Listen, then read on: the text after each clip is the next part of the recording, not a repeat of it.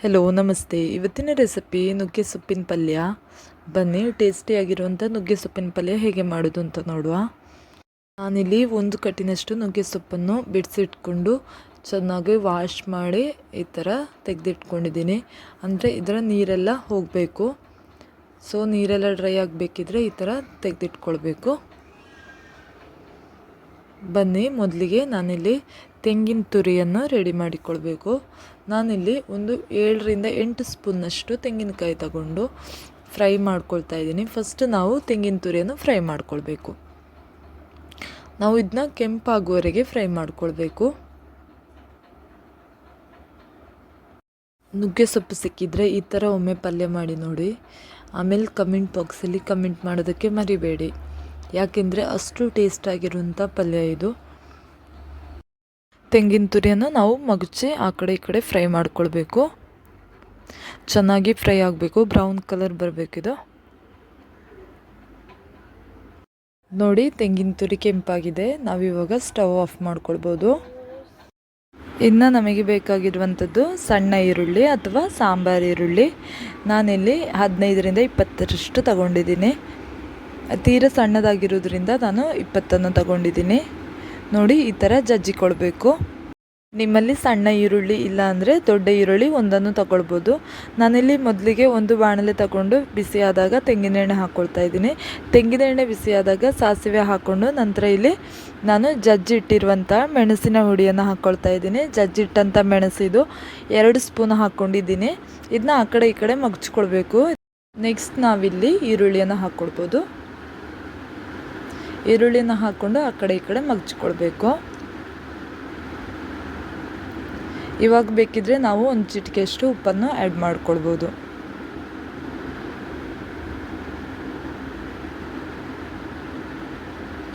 ಈರುಳ್ಳಿ ಬೆಂದ ನಂತರ ನಾವು ನುಗ್ಗೆ ಸೊಪ್ಪನ್ನು ಸೇರಿಸ್ಕೊಳ್ಬೋದು. ಈರುಳ್ಳಿ ಚೆನ್ನಾಗಿ ಬೆಂದಿದೆ. ನಾವಿವಾಗ ಇದಕ್ಕೆ ನುಗ್ಗೆ ಸೊಪ್ಪನ್ನು ಆ್ಯಡ್ ಮಾಡ್ಕೊಳ್ಬೋದು. ಈ ಪಲ್ಯಕ್ಕೆ ನೀರು ಹಾಕುವ ಹಾಗಿಲ್ಲ.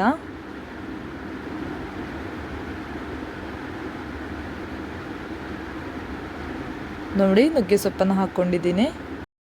ನಾವಿವಾಗ ಇದನ್ನ ಚೆನ್ನಾಗಿ ಮಿಕ್ಸ್ ಮಾಡ್ಕೊಳ್ಬೇಕು. ರುಚಿಗೆ ತಕ್ಕಷ್ಟು ಉಪ್ಪನ್ನು ಹಾಕ್ಕೊಳ್ಬೇಕು. ಉಪ್ಪನ್ನು ಆದಷ್ಟು ಕಮ್ಮಿ ಹಾಕ್ಕೊಳ್ಬೇಕು, ಯಾಕೆಂದರೆ ಇದರಲ್ಲಿ ಒಂಚೂರು ಉಪ್ಪಿನ ರಸ ಇರುತ್ತೆ ನುಗ್ಗೆ ಸೊಪ್ಪಲ್ಲಿ. ಚೆನ್ನಾಗಿ ಆ ಕಡೆ ಈ ಕಡೆ ಮಿಕ್ಸ್ ಮಾಡಿಕೊಂಡು ಇದನ್ನ ಬೇಯಿಸಿಕೊಳ್ಳುವ. ಇದೊಂದು ಆರೋಗ್ಯಕರ ಅಡುಗೆ. ನೋಡಿ ನಾವು ನುಗ್ಗೆ ಸೊಪ್ಪನ್ನು ತುಂಬ ಹಾಕಿದ್ರೂ ಅದು ಬೇಯಬೇಕಿದ್ರೆ ತುಂಬ ಕಮ್ಮಿ ಆಗುತ್ತೆ. ನುಗ್ಗೆ ಸೊಪ್ಪನ್ನು ಆ ಕಡೆ ಈ ಕಡೆ ಮಿಕ್ಸ್ ಮಾಡಿಕೊಂಡು ಚೆನ್ನಾಗಿ ಬೇಯಿಸ್ಕೊಳ್ಬೇಕು. ಇದರ ನೀರೆಲ್ಲ ಡ್ರೈ ಆಗೋವರೆಗೂ ನಾವು ಆ ಕಡೆ ಈ ಕಡೆ ಮಿಕ್ಸ್ ಮಾಡ್ಕೊಳ್ಬೇಕು. ಸ್ಟವನ್ನು ಮೀಡಿಯಂ ಫ್ಲೇಮಲ್ಲಿ ಇಟ್ಕೊಂಡು ಬೇಯಿಸ್ಕೊಳ್ಬೇಕು. ಇದರ ನೀರೆಲ್ಲ ಡ್ರೈ ಆದಮೇಲೆ ನಾವು ಇದಕ್ಕೆ ತೆಂಗಿನಕಾಯಿ ಆ್ಯಡ್ ಮಾಡುವಂಥದ್ದು. ನೋಡಿ ಇದರಲ್ಲಿ ಇನ್ನೂ ನೀರಿನ ಅಂಶ ಇದೆ.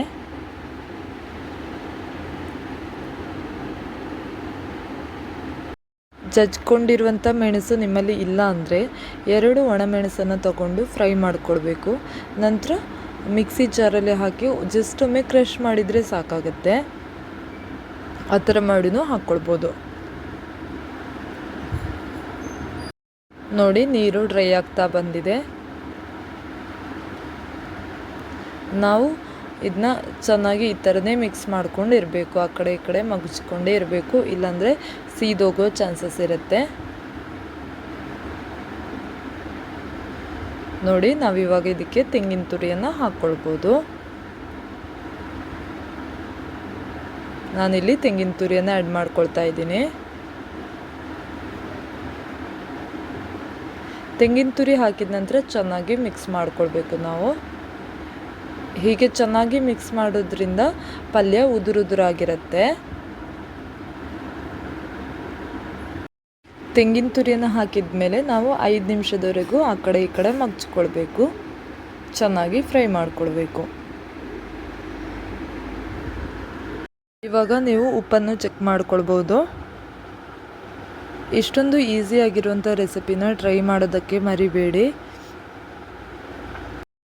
ಈ ಪಲ್ಯ ಅನ್ನಕ್ಕೆ ಮತ್ತು ರೊಟ್ಟಿ, ದೋಸೆ, ಚಪಾತಿಗೆಲ್ಲ ಬೆಸ್ಟ್ ಕಾಂಬಿನೇಷನ್ ಇದು. ನೋಡಿ, ಡ್ರೈ ಆಗ್ತಾ ಬರ್ತಿರುವ ಹಾಗೆ ಇದರ ಕಲರ್ ಚೇಂಜ್ ಆಗ್ತಿದೆ ನೋಡಿ. ಯಾರೆಲ್ಲ ಈ ರೆಸಿಪಿನ ನೋಡ್ತಾ ಇದ್ದೀರೋ, ಇಷ್ಟ ಆದರೆ ಲೈಕ್ ಮಾಡಿ, ಶೇರ್ ಮಾಡಿ, ಕಮೆಂಟ್ ಮಾಡೋದಕ್ಕೆ ಮರಿಬೇಡಿ. ಹಾಗೆ ಯಾರೆಲ್ಲ ಸಬ್ಸ್ಕ್ರೈಬ್ ಮಾಡಿಲ್ಲೋ ಸಬ್ಸ್ಕ್ರೈಬ್ ಮಾಡಿ ನನಗೆ ಸಪೋರ್ಟ್ ಮಾಡಿ ಅಂತ ಹೇಳ್ತಾ ಇದ್ದೀನಿ. ನೋಡಿ, ಪಲ್ಯ ಆಲ್ಮೋಸ್ಟ್ ರೆಡಿಯಾಗಿದೆ. ನಾವಿವಾಗ ಸ್ಟವ್ನ ಆಫ್ ಮಾಡ್ಕೊಳ್ಬೋದು. ತುಂಬ ಸಿಂಪಲ್ ಮತ್ತು ಅಷ್ಟೇ ಟೇಸ್ಟಿಯಾಗಿರುವಂಥ ರೆಸಿಪಿ ಇದು. ನೀವು ಒಮ್ಮೆ ಟ್ರೈ ಮಾಡಿ. ನೋಡಿ, ನಾನಿಲ್ಲಿ ಸ್ಟವ್ ಆಫ್ ಮಾಡ್ತಾ ಇದ್ದೀನಿ. ಪಲ್ಯ ರೆಡಿಯಾಗಿದೆ. ನೋಡಿ ಹೇಗೆ ಬಂದಿದೆ ಅಂತ ನೋಡಿಲಿ. ಹೀಗೆ ಸಪೋರ್ಟ್ ಮಾಡ್ತಾ ಇರಿ. ಇನ್ನೊಂದು ಹೊಸ ರೆಸಿಪಿಯೊಂದಿಗೆ ಬರ್ತೇನೆ. ಅಲ್ಲಿವರೆಗೂ ಧನ್ಯವಾದಗಳು.